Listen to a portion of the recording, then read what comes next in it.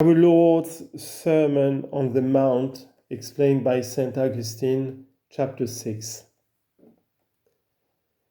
Hence there follows most justly the statement, "You are the salt of the earth," showing that those parties are to be judged insipid who, in the eager pursuit after abundance of earthly things, or through the dread of want, lose the things eternal, which can neither be given nor taken away by men.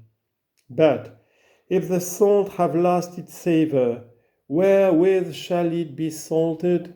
i.e., if you, by means of whom the nations in a measure are to be preserved from corruption, through the dread of temporal persecutions, shall lose the kingdom of heaven, where will be the men through whom error may be removed from you, since God has chosen you in order that through you he might remove the error of others?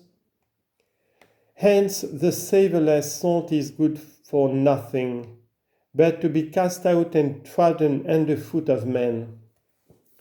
It is not therefore he who suffers persecution, but he who is rendered savourless by the fear of persecution, that is trodden under foot of men.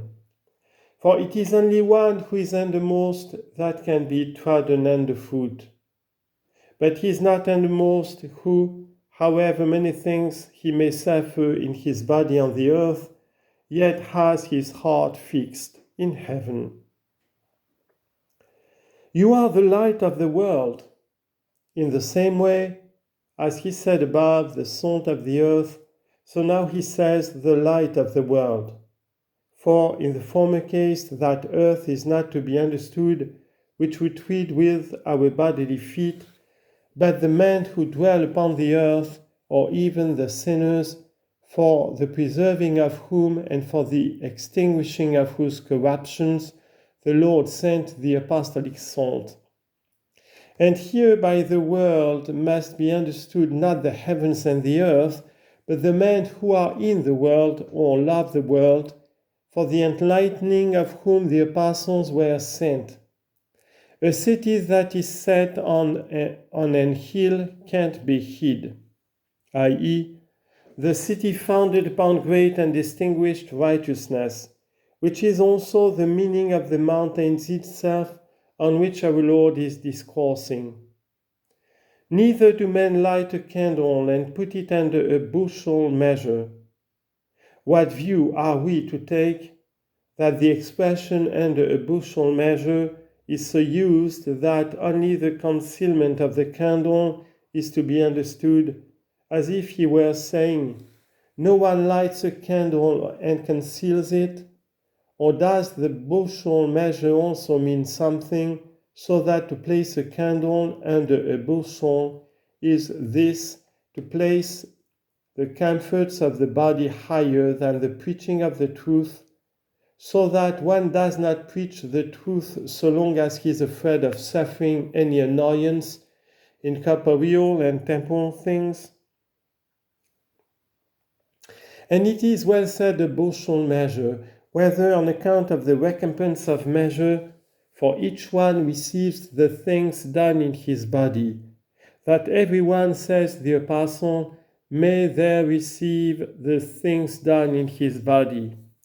And it is said in another place, as if of this bushel measure of the body, for with what measure ye mete, it shall be measured to you again. Or because temporal good things which are carried to completion in the body are both begun and come to an end in a certain definite number of days, which is perhaps meant by the bushel measure, while eternal and spiritual things are confined within no such limit, for God gives not the Spirit by measure.